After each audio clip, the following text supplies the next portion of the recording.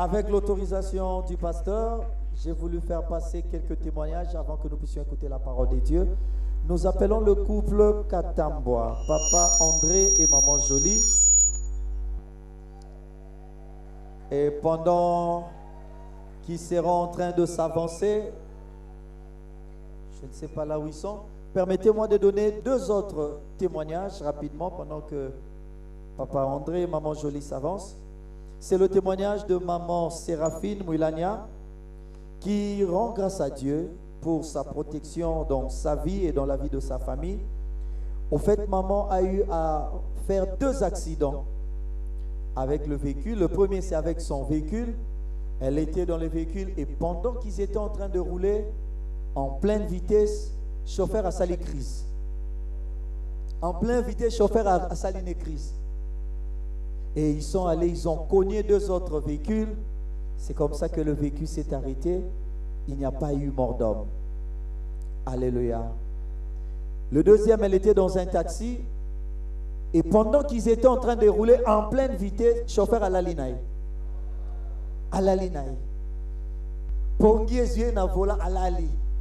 Et ils étaient en train d'aller droit, en train de sortir sur la route. Bamati na bordure, bagangi bangonos à la mugi azongisi vola.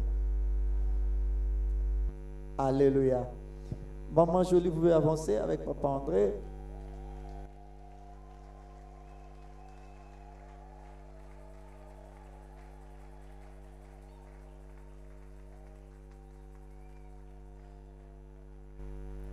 Une autre action de grâce pour maman Séraphine Mouilania. Elle a été empoisonnée à 2 reprises. Mais Zambazobi Kisaye Kakapi a continué Kakakobi Kisaye. Et puis elle rend grâce à Dieu aussi pour la protection sur la famille. Amen, amen. Elle joint à son témoignage une enveloppe d'action de grâce. Alors, le témoignage de la famille Katambwa, bon, je vais vous livrer un peu les secrets des coulisses. Donc, pour Mouta interpréter, c'est comme ça qu'avec l'autorisation du pasteur, je vais leur donner le micro. Bon, maman Jolie va introduire, mais papa André des fois le bapo, celui qui tigi maman Jolie. Nous voulons les écouter, ils vont rendre grâce à Dieu. Est-ce qu'on peut acclamer le Seigneur pour leur témoignage?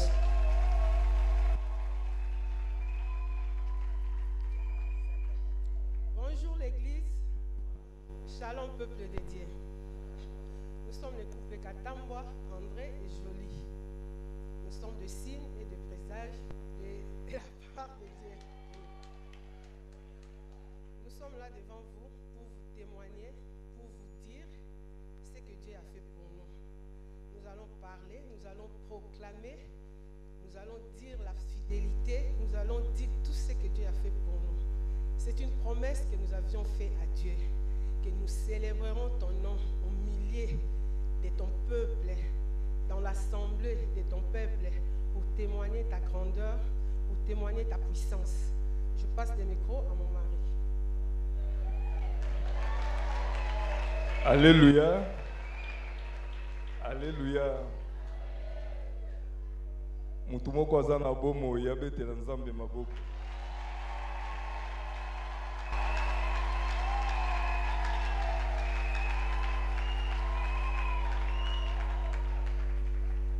Oyo azana nzoto makasi, celui-là qui est en bonne santé, abetela sko nzambe maboko.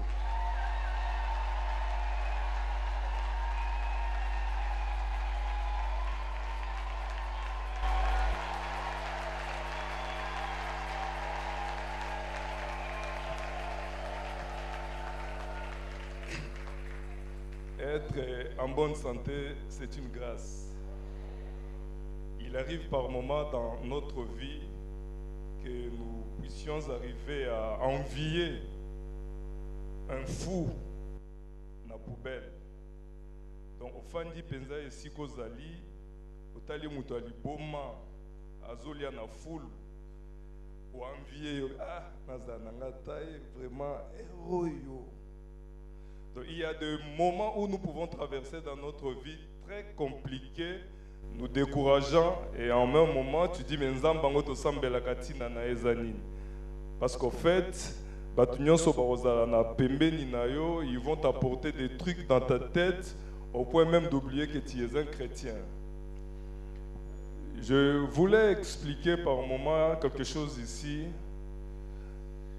Quand je vois de jeunes gens, tout ce monde qui me regarde là, en bonne santé, mais je voulais attirer une attention, dire qu'il y a des choses qui se font dans notre intérieur que personne ne peut comprendre si ce n'est par un contrôle médical.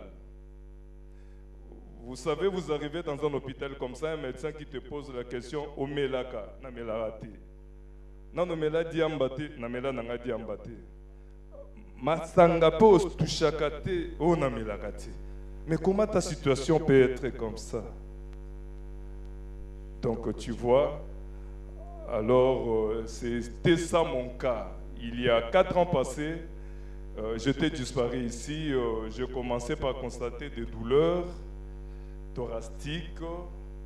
J'ai été en Ngaliema, à l'OIA, l'hôpital présidentiel, partout. J'étais chez le médecin, les internistes, tous ensemble m'ont dit que j'avais un problème de gastrite aiguë. Alors pendant toute une année, j'ai pris de médicaments comme vous ne pouvez pas vous imaginer. Mais tous ces médicaments-là n'ont pas apporté une solution. Et vous savez, quand quelqu'un a un problème d'estomac, comme nous l'appelons ici, toutes les mamans, nos familles, là, chacun de nous a un produit qu'il va t'apporter. Mais maman belé à pembe, tchango na mai, ce qui foulfoul et kiti mela. Donc tout ça nous avons pris et il n'y avait aucun changement. Alors un jour, j'étais devenu très faible, j'ai perdu vraiment plus de 15 kilos. Alors on était obligé de sortir. Nous en avons parlé avec le pasteur.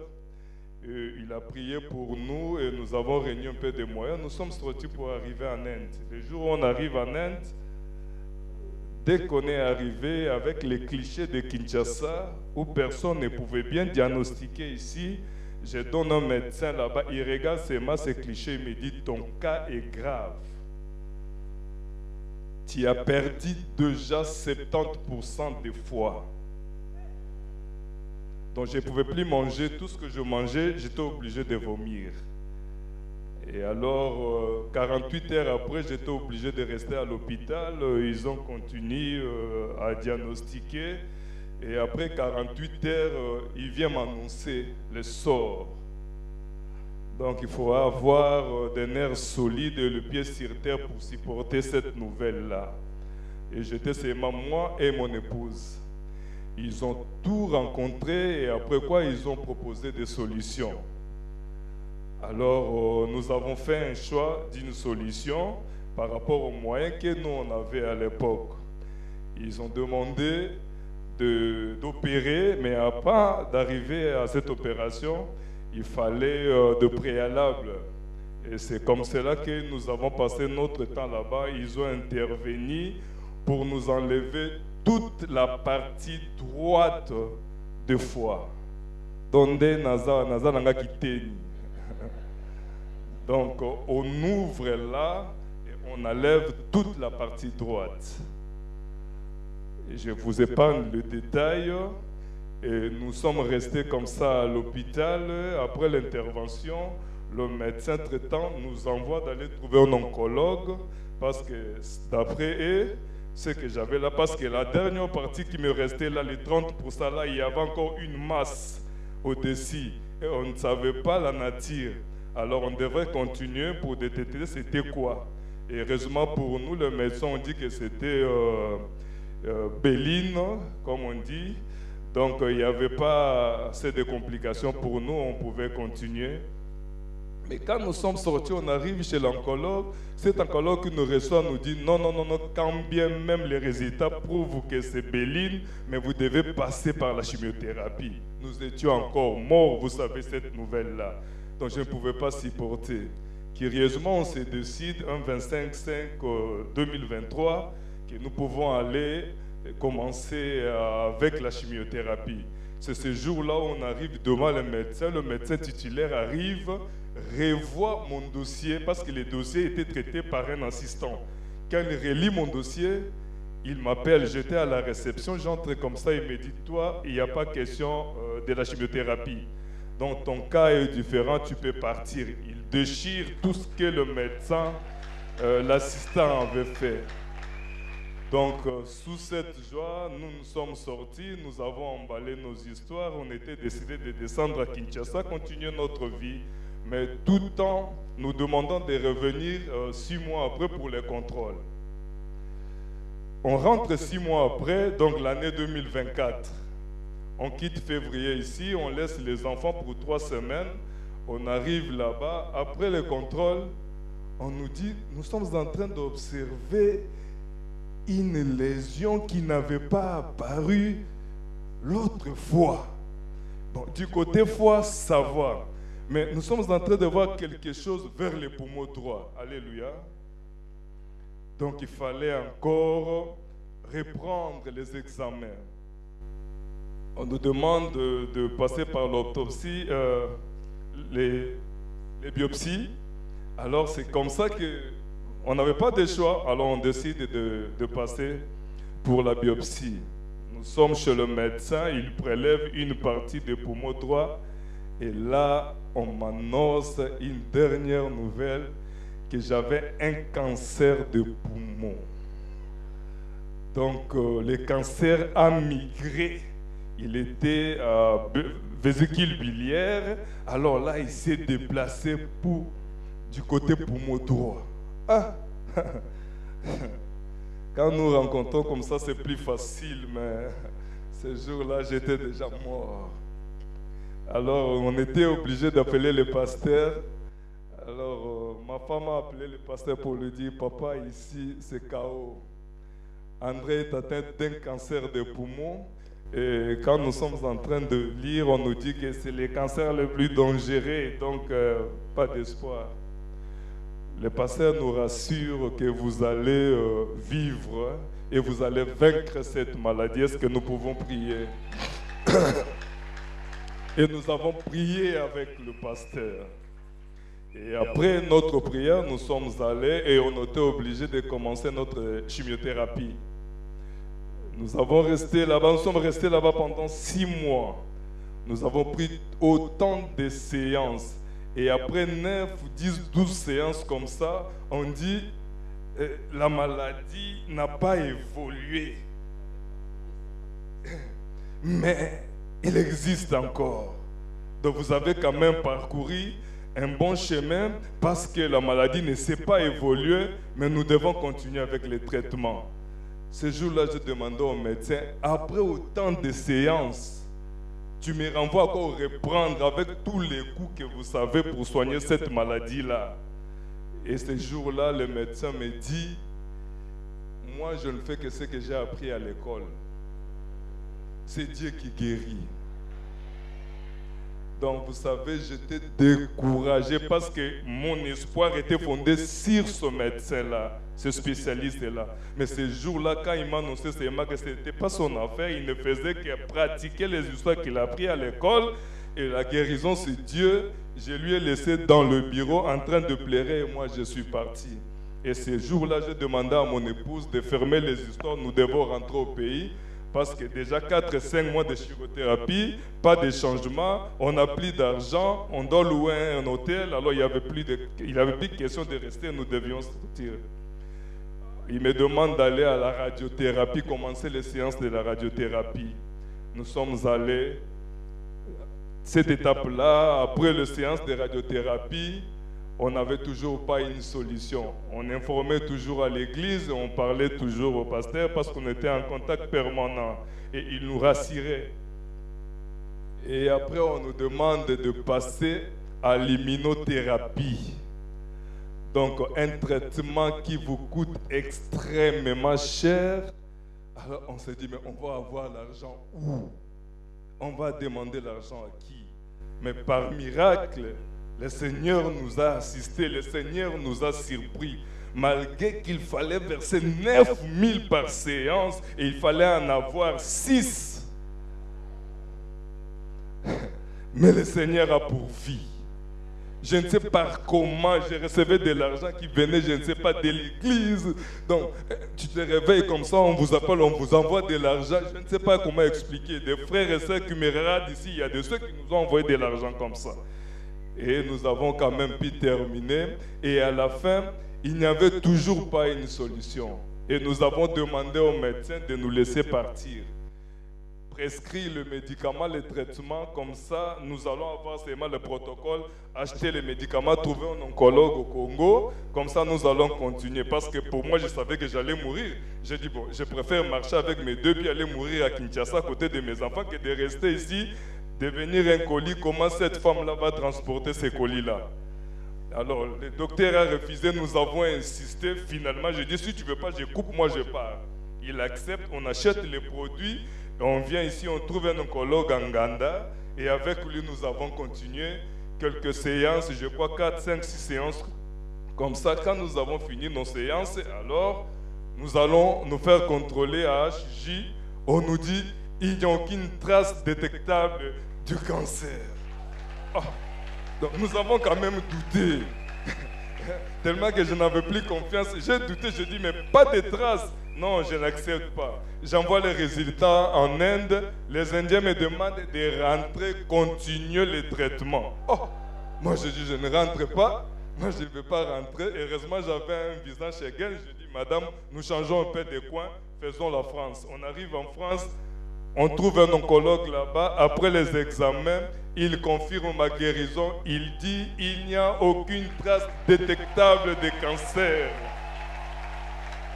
Donc, ça veut dire que quelqu'un peut se guérir de cancer. Je voulais, à travers mon témoignage, encourager quelqu'un qui peut être fatigué, désespéré, même lorsque les gens peuvent dire que cancer à poumon est un dernier cancer. Ne fais pas attention à ça, parce que les paroles des hommes peuvent passer, mais seulement les paroles de Dieu qui peuvent être confirmées. Donc c'est ce que je voulais dire ce soir. Je suis victime, j'ai eu ce cancer et me voilà parler.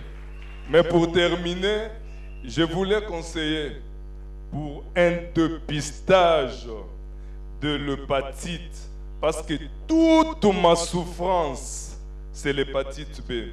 Et pourtant, les vaccins de l'hépatite B ne coûtent même pas $1. Dépistage d'hépatite B là ne coûte même pas $10. Mais seulement nous sommes ignorants. Donc je voulais conseiller à mes frères et sœurs ici présents, l'hépatite peut rester dans ton corps là 40 ans sans bouger. Et après 45 ans, il y a l'amour qui est détruit ma communion sur nos autres. Il ne faut pas être distrait à aux la santé malade, à dépistage de l'hépatite parce que nous sommes mais c'est dormant. Mais ce que l'amour qui est au masanga, au diamba. Mais au nom de Jésus, amen. Amen. Alléluia. Il y a des détails que nous n'avons pas racontés, mais il y a une chose que je vais répondre ici. Pendant ce temps-là, pendant que mon mari était déjà diagnostiqué de cholangiocarcinome, il y a une sœur de l'église qui m'appela un jour. Elle me demande, Maman Jolie, vous allez bien? Oui, vous allez rentrer quand? Pas encore. Elle me dit, Maman Jolie, en tout cas, peu importe les résultats qu'on va vous donner, et pourtant je n'avais parlé à personne à ce temps-là. Je vous ai vu avec ton mari à l'église devant la chaire à Moueka, le pasteur en train de prier pour ton mari. Il était bien portant. Et pendant ces moments-là, mon mari était très faible. Donc je me disais, j'accepte seulement. Et c'est ce que je suis en train de voir aujourd'hui. Je ne savais pas. Ça fait 1 an depuis que la sœur m'avait donné son rêve. Mais aujourd'hui, nous sommes devant le pasteur. Papa Ndoto et la Tanzoto. Voilà, il ne reste plus que la prière.